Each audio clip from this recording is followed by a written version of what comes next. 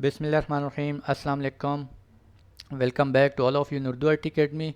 आज हम lecture number 3 start कर रहे हैं और लेक्चर नंबर 3 में हम देखेंगे जी क्लाउड कंप्यूटिंग क्या होता है। इसमें हम जो ऑल टॉपिक्स कवर करेंगे वो हम देखेंगे what is cloud, cloud basically क्या होता है, क्लाउड कंप्यूटिंग क्या होती है, क्लाउड कंप्यूटिंग आर्किटेक्चर क्या है AWS का, models for cloud computing. Cloud computing के बेसिकली कुछ मॉडल्स होते हैं, ठीक है, जिसकी बेसिस पे जो है वो क्लाउड रन कर रहा होता है, ठीक है। इसके बाद हम एडवांटेजेस देखेंगे और डिसएडवांटेजेस देखेंगे। तो सबसे पहले देखते हैं जी व्हाट इज़ क्लाउड। क्लाउड होता क्या है हमारे पास। The term cloud refers to a network और इंटरनेट, ठीक है। क्या मतलब है इसका? मतलब है कि क्लाउड कहीं भी इंटरनेट के ऊपर किसी भी रिमोट लोकेशन के ऊपर कोई चीज़ पड़ी हुई है और वो अगर आपको एक्सेसिबल है तो आप सपोज कर सकते हैं कि वो एक क्लाउड है। We can say that cloud is something which is present on remote location and is accessible only through the internet। वो रिमोट लोकेशन में कहीं भी पड़ी हुई है यार, और आप दुनिया में कहीं भी चले जाएं और अगर वो आपको एक्सेस हो रही है via internet, it's mean that thing is present on a cloud, ठीक है। इस चीज़ को हम बोलते हैं क्लाउड।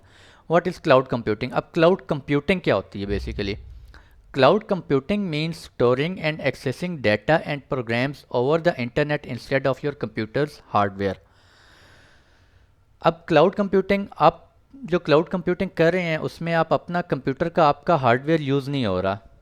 आपने फॉर एग्जांपल एक EC2 इंस्टेंस क्रिएट किया है या कोई डेटाबेस क्रिएट की है, वो डेटाबेस या EC2 इंस्टेंस आपका कहाँ पे स्टोर हुआ है? क्लाउड के ऊपर स्टोर हुआ है। तो क्लाउड कंप्यूटिंग मीन्स आप कोई भी डाटा स्टोर कर रहे हैं या उस डाटा को एक्सेस कर रहे हैं या किसी भी एप्लीकेशन को या प्रोग्राम को एक्सेस कर रहे हैं over the internet instead of your computers hardware, ठीक हो गया। वो क्लाउड के ऊपर कहीं पड़ा हुआ है, क्लाउड के ऊपर कोई हार्डवेयर है, उसके ऊपर आपने ये सारा EC2 इंस्टेंस क्रिएट किया है या डेटाबेस क्रिएट की है, फिर आप उसको एक्सेस कर रहे हैं। वो आप अपने कंप्यूटर हार्डवेयर के ऊपर कुछ भी नहीं है आपका, ठीक है। आपने बस उसको इंटरनेट से एक्सेस किया हुआ है। That is known as cloud computing. We can create, configure and customize applications online. हम सारा कुछ जो है वो ऑनलाइन ओवर द इंटरनेट कर रहे होते हैं। चाहे वो क्रिएट कर रहे हैं EC2 इंस्टेंस, उसे कन्फिगर कर रहे हैं, उसे कस्टमाइज़ कर रहे हैं, कोई एप्लीकेशन को कस्टमाइज़ कर रहे हैं, ये सारा हम क्या कर रहे हैं? सारा प्रोसेस क्या हो रहा है? ऑनलाइन हो रहा है। सिर्फ इसमें हमें क्या चीज़ ज़रूरत है? Internet. With cloud computing, users can access cloud resources from anywhere in the world. You just need an access to the internet।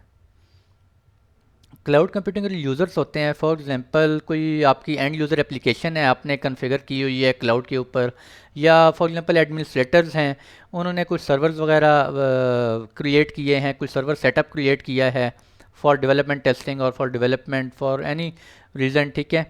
तो उनको क्या चीज़ चाहिए उस अपने क्लाउड को एक्सेस करने के लिए, क्लाउड के रिसोर्सेज को एक्सेस करने के लिए? Just internet. Cloud computing is both a combination of software and hardware based computing resources delivered as a network service. तो क्लाउड कंप्यूटिंग पे बेसिकली क्या हो रहा है? सॉफ्टवेयर भी हमें क्लाउड के ऊपर मिल रहा है और हार्डवेयर भी क्लाउड के ऊपर मिल रहा है। हम अपने एंड पे कुछ भी नहीं कर रहे हैं, हम सिर्फ अपने एंड पे क्या कर रहे हैं? फ्रॉम रिमोट लोकेशन हम जस्ट उसको एक्सेस कर रहे हैं और उसी हार्डवेयर के ऊपर सॉफ्टवेयर भी कर रहे हैं, इंस्टॉलेशन वगैरह कर रहे हैं और उसे कस्टमाइज़ कर रहे हैं, इंस्टॉलेशन कर रहे हैं, कुछ भी कर रहे हैं फ्रॉम रिमोट लोकेशन। तो हार्डवेयर भी क्लाउड के ऊपर है और सॉफ्टवेयर भी क्लाउड के ऊपर है। This is known as cloud computing. Don't need to worry about the maintenance of your resources. अगर यही सारा कुछ आपके अपने लोकल इन्वायरमेंट में हो रहा हो, ऑन प्रीमिसेस हो रहा हो, तो आपको क्या करते हैं? आपका कोई AD है या डोमेन कंट्रोलर है, आप उसका बैकअप डोमेन कंट्रोलर कन्फिगर करते हैं, ठीक है। सबसे पहले बल्कि करते क्या हैं आप कहते हैं जी हमने नया एक नेटवर्क सेटअप करना है। नेटवर्क सेटअप करना है, आप क्या करते हैं? मार्केट में जाते हैं, वहाँ से सर्वर परचेज करते हैं, ठीक है। सर्वर की स्पेक्स लेते हैं, आपको अच्छा खासा एक्सपेंसिव सर्वर परचेज करना पड़ता है। फिर आप आके ऑफिस में उसे पावर ऑन करते हैं, उसमें ऑपरेटिंग सिस्टम इंस्टॉल करते हैं, उसमें अपनी एप्लीकेशंस इंस्टॉल करते हैं। फिर उसको पावर का इशू, फिर उसकी बैकअप पावर मेंटेन करते हैं कि अगर एक पावर आपकी डाउन हो जाए, ठीक है, उसको बैकअप पावर उसको मिलती रहे।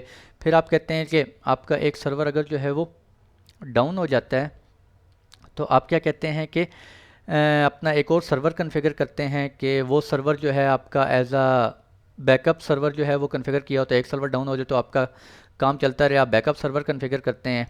तो इस सारे फिर उसकी मेंटेनेंस वगैरह, उसके बैकअप्स लेना, उसके बैकअप मेंटेन करना, फिर हार्डवेयर अगर फेल हो जाता है फिर उसमें 100 मसले मसाइल। तो इन सब चीज़ों से बचने के लिए हम क्या करते हैं, क्लाउड कंप्यूटिंग। अपना सारा डाटा जो है वो, अपने सारे सेटअप जो है वो हम कहाँ ले जाते हैं, क्लाउड के ऊपर ले जाते हैं। कोई मेंटेनेंस हमें नहीं करनी पड़ती, जस्ट हमने एक्सेस करना है और अपना काम करना है। ठीक है जी। अभी आगे डिटेल से देखेंगे उसको कैसे करना है, क्या करना है ये वो। क्लाउड कंप्यूटिंग आर्किटेक्चर क्या होता है हमारे पास।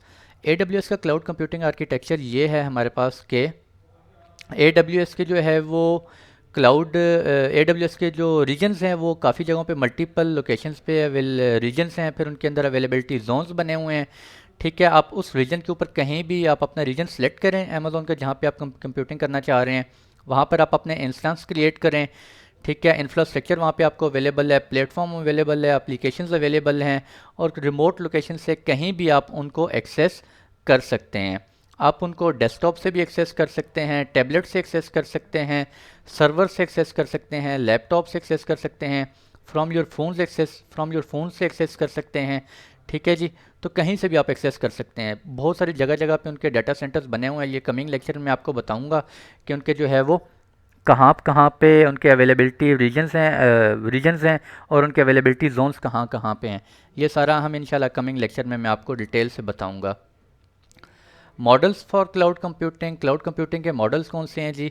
There are some models working behind and making cloud computing feasible and accessible to cloud users. अब क्लाउड कंप्यूटिंग, AWS की जो क्लाउड कंप्यूटिंग है उसके बैकएंड पे हमारे पास डिप्लॉयमेंट मॉडल्स होते हैं। दो तरह के मॉडल्स होते हैं, ठीक है, जो कि फिजिबल होते हैं, accessible to cloud users. Deployment model होते हैं और सर्विस मॉडल होते हैं। अब थोड़ा सा इनको डिटेल में देखते हैं कि हमारे पास डिप्लॉयमेंट मॉडल कौन से होते हैं और सर्विस मॉडल्स जो हैं वो कौन से होते हैं। तो डिप्लॉयमेंट मॉडल्स जो होते हैं वो we can say that how your cloud is configured. आपका क्लाउड कैसे कन्फिगर हुआ है। It can be categorize into 4 types of deployment models. 4 तरह के डिप्लॉयमेंट मॉडल हो सकते हैं, पब्लिक, प्राइवेट, हाइब्रिड, कम्युनिटी। अब पब्लिक क्लाउड कौन सा होता है। अगर आपका डिप्लॉयमेंट मॉडल पब्लिक क्लाउड आपने कॉन्फ़िगर किया हुआ है, in public cloud your all resources and instances which you have configured are accessible to public over the internet. It is less secure. Example web mail. आपने public cloud के ऊपर अपना web mail configure कर दिया है, ठीक है, या कोई और सर्वर वगैरह आपने कॉन्फ़िगर कर दिया है जो कि आपकी पब्लिक को from the internet, from anywhere to anyone is accessible, किसी को भी एक्सेसिबल है। ठीक है, so it is less secure.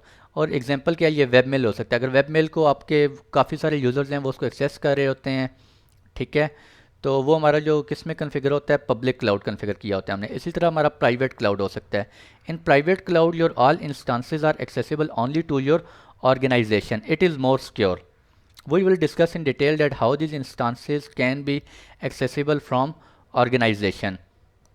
अब प्राइवेट क्लाउड की फॉर एग्जांपल हम कह सकते हैं कि हमने एक AD कन्फिगर की हुई है और वो क्लाउड के ऊपर है, और यहाँ पर हमने site to site VPN configure किया हुआ है अपने ऑन प्रेमिसेस से। AWS के ऊपर site to site VPN configure है। अब AD जो है वो हमारी कहाँ पड़ी हुई है, क्लाउड के ऊपर। तो हमारे ऑन प्रेमिसेस के ऊपर जितने भी यूज़र्स हैं वो ऑथेंटिकेशन वगैरह उनकी कहाँ से हो रही है, वाया क्लाउड AD हो रही है। तो ये किसकी एग्जांपल हो गई, प्राइवेट क्लाउड। मींस कि सिर्फ हमारी जो ऑर्गेनाइजेशन के जो यूज़र्स हैं उन्हीं को वो AD एक्सेसिबल है। ठीक है, इंटरनेट से कोई भी उस AD को एक्सेस नहीं कर सकता। तो ये हमारा क्या हो गया, प्राइवेट क्लाउड हो गया।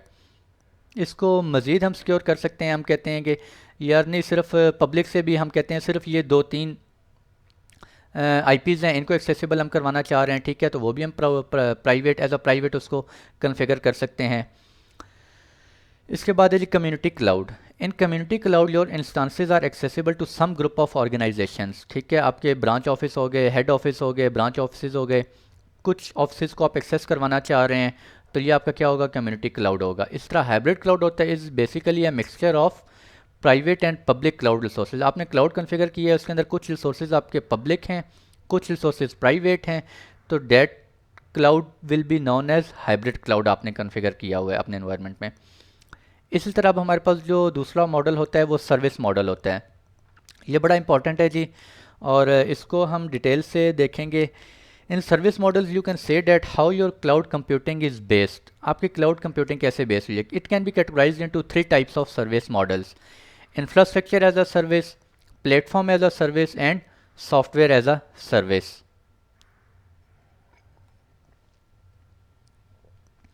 Infrastructure as a service, IaaS.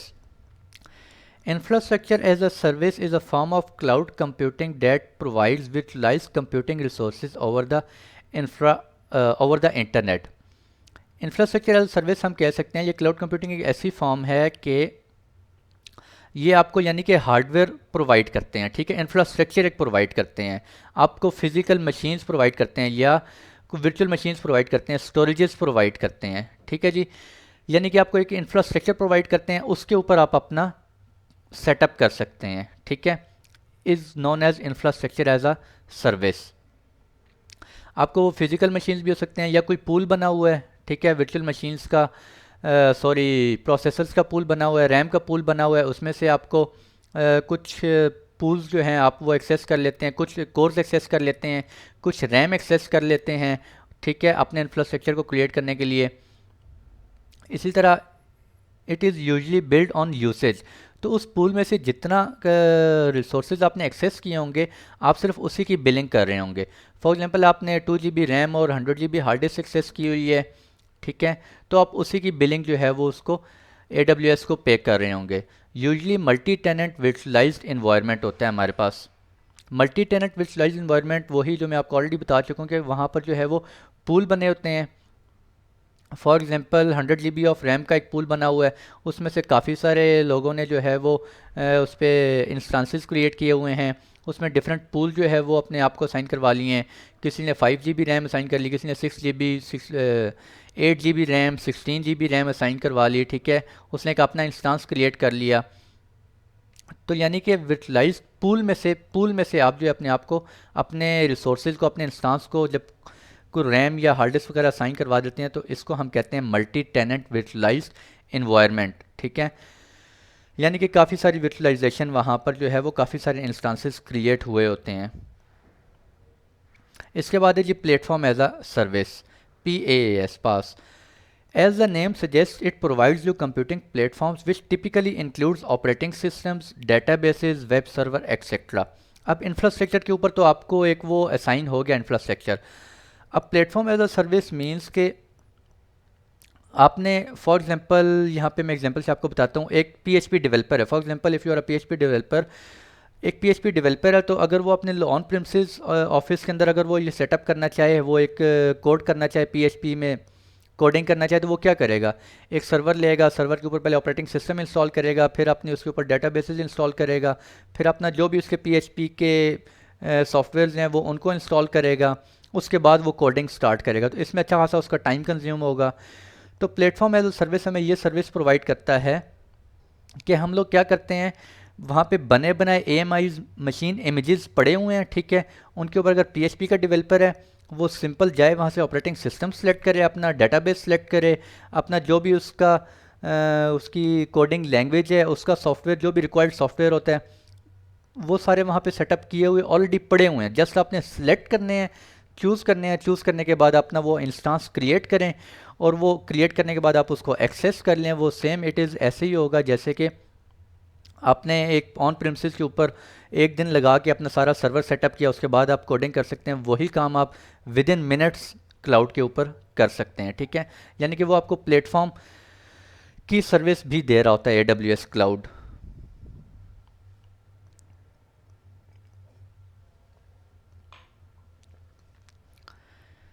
तो इसी तरह अगर आपने कोई वेब सर्वर पे काम करना है या डेटाबेस पे काम करना है और डेटाबेसेस ऑलरेडी बनी हुई हैं, उनके सेटअप ऑपरेटिंग सिस्टम इंस्टॉल है, उनके ऊपर डेटा बेसिस बनी हुई है, जस्ट आपने वो इंस्टांस क्रिएट करना है और उसके ऊपर आप अपना काम शुरू कर सकते हैं, ठीक है। तो ये हमें एक प्लेटफॉर्म प्रोवाइड करते हैं।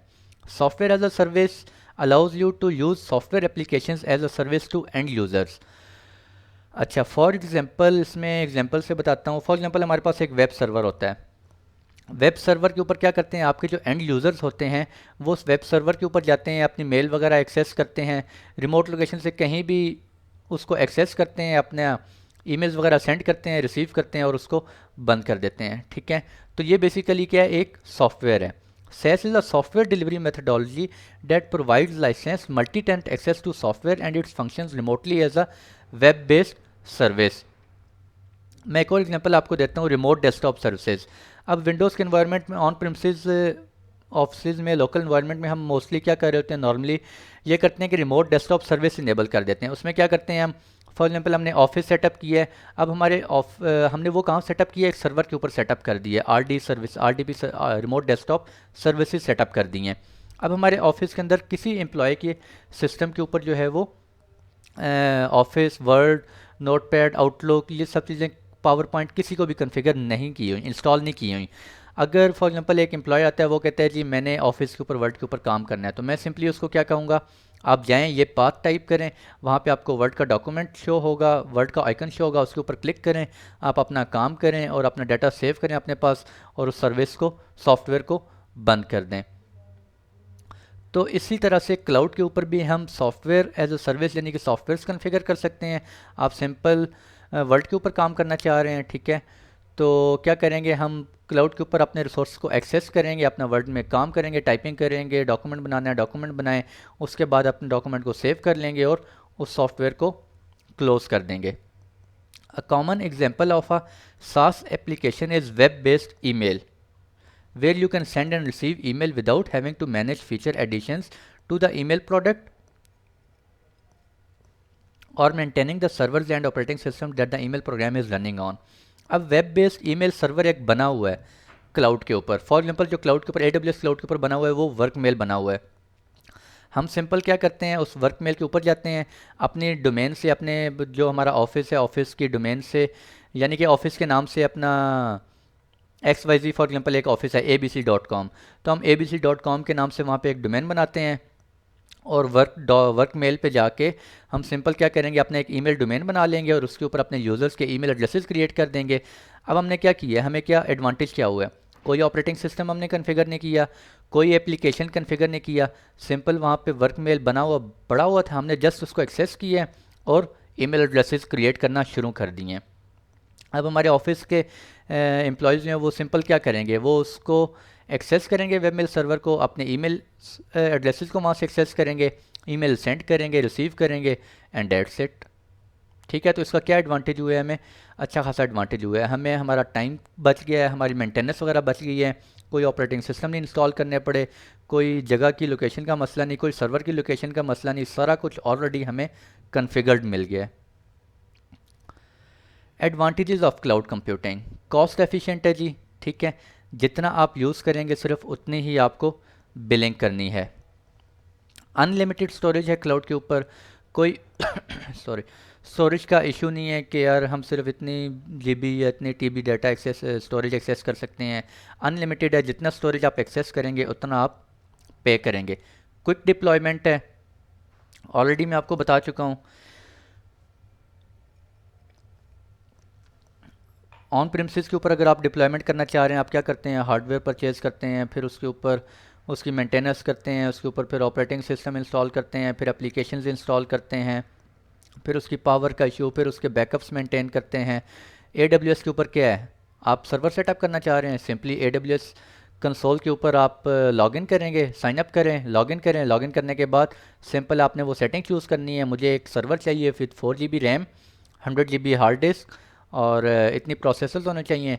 सिंपल वो चूज़ किया, कोई ऑपरेटिंग सिस्टम आपने चूज़ नहीं करना, जस्ट वहाँ पे मशीन इमेजेस, AWS के ऊपर इमेजेस बने हुए पड़े होते हैं, जस्ट वो इमेज आपने सेलेक्ट करना है और विद इन 5 और बल्कि 5 भी ज़्यादा, I think with in couple of minutes आप जो है वो अपने सर्वर को, इन्वायरमेंट को एक्सेस कर सकते हैं।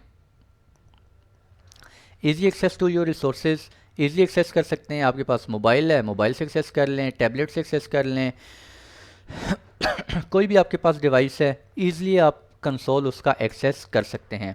स्केलेबल है, रिलायबल है, आपको ये टेंशन नहीं है, आप कहते हैं कि यार फॉर एग्जांपल आपके पास अगर ऑन प्रीमिसेस में आपने एक सर्वर सेटअप किया, आप 4 GB रैम के साथ एक सर्वर लेकर आए थे, बाद में जी कुछ दिन बाद क्या हुआ, आपका जो है वो लोड पड़ गया काफ़ी सारा, आप कहते हैं यार रैम तो कम होगी, आप दोबारा मार्केट जाएंगे, वहाँ से दोबारा रैम परचेज़ करेंगे, दोबारा रैम उसको सारा सेटअप बंद करेंगे सिस्टम को, सिस्टम ओपन करेंगे, फिर दोबारा उसमें रैम इंस्टॉल करेंगे। AWS के ऊपर आपको ये सब कुछ नहीं करना पड़ता। सिंपल आपने सिस्टम शट डाउन किया, शट डाउन करने के बाद दोबारा उसकी सेटिंग में गए, वहाँ से जाके रैम इंक्रीज़ की। रैम इंक्रीज़ करने के बाद with in couple of minutes आप जो है उस सिस्टम को दोबारा आप रनिंग कंडीशन में कर सकते हैं। रिलायबल है, ठीक है। और इंस्टेंट सॉफ्टवेयर अपडेट्स हैं, अपडेट्स आपको फ़ौरन से मिल जाती हैं, आप इंस्टॉल कर सकते हैं उसके ऊपर कोई भी आपका रिसोर्स है। डिवाइस इंडिपेंडेंस है, ऑलरेडी आपको बता चुका हूँ। ये टेंशन नहीं है कि यार आपके पास मोबाइल क्या नाम है लैपटॉप ही होना चाहिए, ठीक है। जस्ट आपके पास इंटरनेट होना चाहिए। मोबाइल है, टैब है, लैपटॉप है, डेस्कटॉप है, कहीं भी आप रिमोट लोकेशन से बैठ के क्लाउड के रिसोर्सेज को एक्सेस कर सकते हैं। देखेंगे हम ये चीज़ें इंशाल्लाह बारी बारी। रिड्यूस मेंटेनेंस, आपको मेंटेनेंस की कोई टेंशन नहीं है, कोई पावर की टेंशन नहीं है, ठीक है। ये सब कुछ मेंटेनेंस वगैरह कौन कर रहा है? AWS क्लाउड इटसेल्फ, वो उनके उनके यूज़र्स का इशू है, ठीक है। वो सब कुछ कर रहे हैं, ये उनके एंड पे है। आपने जस्ट रिसोर्सेज को एक्सेस करना है और अपना काम करना है और उनको बिल करना है। डिसएडवांटेजेस क्या है हमारे पास? ये डिसएडवांटेज ये हैं कि कांस्टेंट इंटरनेट कनेक्शन होना चाहिए। अगर आपने सारा सेटअप कर लिया है और आपके पास इंटरनेट कनेक्शन नहीं है, देन इट इज़ यूज़लेस, ठीक है। आपके काम का कोई फ़ायदा नहीं है। हाई स्पीड इंटरनेट होना चाहिए। अगर स्लो स्पीड इंटरनेट है तो भी आपको जो है वो इश्यूज़ क्रिएट हो सकते हैं। सिक्योरिटी का थोड़ा सा इशू है, हो सकता है कि सिक्योरिटी का इशू हो, लेकिन मैंने आपको लास्ट सेक्शन में बताया था कि उनके ऑडिट्स वगैरह होते हैं, ठीक है जी। उन ऑडिट्स में इनको बड़ी बड़ी कंपनीज जो हैं वो इनके क्लाउड के ऑडिट्स करती हैं और उसके बाद वो इनको क्लियर करती हैं, हाँ जी ये इस कंपेटेबल हैं कि ऑफिसेज जो हैं वो इनके ऊपर अपना डाटा जो है वो रख सकते हैं, सेटअप कर सकते हैं, ठीक है। वो ऑडिट्स वगैरह इनके होते रहते हैं। तो store data can be lost, chances बहुत कम हैं, ठीक है, लेकिन चांसेस हैं फिर भी, ठीक है। उनके खैर मैं आपको डिटेल में बताऊंगा कि आगे उनके जो है वो रीजन्स, उनके अंदर अवेलेबिलिटी जोन्स होते हैं। आप मल्टीपल अवेलेबिलिटी जोन्स के ऊपर जो है वो अपना डाटा रख सकते हैं। खैर माइक्रो अमेज़ोन जो है वो ख़ुद इटसेल्फ वो ख़ुद भी ये कर रहा होता है कि आप अवेलेबिलिटी जोन के ऊपर जब कोई EBS ब्लॉक स्टोरेज आगे हम पढ़ेंगे उसके ऊपर कोई डाटा रखते हैं या S3 के ऊपर रखते हैं, तो वो मल्टीपल अवेलेबिलिटी जोन्स में खुद से ही वो रेप्लिकेट कर रहा होता है, ठीक है, फॉर फॉल्ट टॉलरेंस। अगर एक जगह से इशू आ जाए तो कस्टमर को पता ना चले, आपका डाटा आपको एक्सेस होता रहे, ठीक है। तो ये AWS जो है वो इटसेल्फ कर रहा होता है ये चीज़ें ऑलरेडी, वो मेक श्योर करता है कि स्टोर डाटा जो है वो कस्टमर का लॉस नहीं होना चाहिए। इसके बाद है जी conclusion, cloud computing too has its pros and cons, ठीक है, ये हर जगह होते हैं। While the technology can be a great asset to your company, ठीक है, बहुत ग्रेट टेक्नोलॉजी आजकल मोस्टली बहुत सारी कंपनीज जो हैं वो क्लाउड के ऊपर शिफ्ट हो रही हैं। It could also cause harm if not understood and use properly, ठीक है जी। ये आपको नुकसान भी दे सकती है अगर आप इसके ऊपर आपकी फुल जो है वो कमांड नहीं है। अगर आपका क्लाउड के ऊपर हैंड्स ऑन एक्सपीरियंस नहीं है तो फिर आपको अच्छा खासा लॉस भी हो सकता है, ठीक है। फॉर एग्ज़ाम्पल आपने सारा सेटअप किया, सेटअप करने के बाद आपने एक सिक्योरिटी ग्रुप क्रिएट किया और सिक्योरिटी ग्रुप के अंदर आपने जो है वो इनबाउंड रूल क्रिएट किया। इनबाउंड रूल के अंदर आपने फ्रॉम एनी कैलकुलेट कर दिया। एनी मीन्स कि कोई भी कहीं से भी सोर्स जो है वो आ रहा है और डेस्टिनेशन आपका क्लाउड है, आपका जो क्लाउड आपने सेटअप किया हुआ है उसके ऊपर कहीं से भी सोर्स आ रहा है तो समझ लें कि वो आपका सारा डाटा क्या हो गया, हैक हो गया है, ठीक है। ये तो मैं फॉर एग्जांपल एक छोटी सी एग्जांपल दे रहा हूँ। तो इसके ऊपर आपका ठीक ठाक हैंड्स ऑन होना चाहिए, ठीक है। आपको आई थिंक आपको सारा समझ आ गया होगा, ठीक है जी। Service model, deployment model, cloud computing क्या होती है, डिप्लॉयमेंट मॉडल्स क्या होते हैं। हम मोस्टली क्या कर रहे होंगे, इंफ्रास्ट्रक्चर एज सर्विस, ये भी मैं आपको शो करवाऊंगा। प्लेटफॉर्म एज सर्विस ये भी शो करेंगे। ये भी हम लाइट सेल की एक सर्विस होती है अमेज़ॉन की, उसके ऊपर सारे ऑपरेटिंग सिस्टम और सॉफ्टवेयर वगैरह ऑलरेडी सब कुछ इंस्टॉल पड़ा होता है, ठीक है। डिटेल से देखेंगे इंशाल्लाह। तो इसको समझें, याद करें थोड़ा सा, ठीक है, इन सर्विसेज को, मॉडल्स को। और नेक्स्ट क्या है हमारे पास जी, आज के लिए इतना ही है, ठीक है जी। क्लाउड कंप्यूटिंग को हमने थोड़ा स्टडी कर लिया, क्लाउड कंप्यूटिंग क्या होता है हमारे पास, और मैं चेक कर लूँ ज़रा पॉइंट्स मैंने लिखे हुए थे। अच्छा जी, everything is available from you from console. AWS का एक कंसोल होता है, वो मैं आपको कंसोल इंशाल्लाह नेक्स्ट लेक्चर में दिखाऊंगा। और उस कंसोल से आपको हर चीज़ एक्सेस हो रही होती है, either it is email solution, either it is EC2 instance, either it is work mail, database, हर चीज़ आपको कंसोल से एक्सेसिबल होती है। अब वो कंसोल आप इंटरनेट एक्सप्लोरर से एक्सेस कर सकते हैं, गूगल क्रोम से एक्सेस कर सकते हैं, मोजिला से एक्सेस कर सकते हैं, लेकिन आपके पास इंटरनेट कनेक्शन होना चाहिए। और benefits of charges due to pool this and this, ठीक है जी। आज के लिए इतने ही रखते हैं इंशाल्लाह, ठीक है। और नेक्स्ट लेक्चर होगा हमारा creation of AWS free tyre account.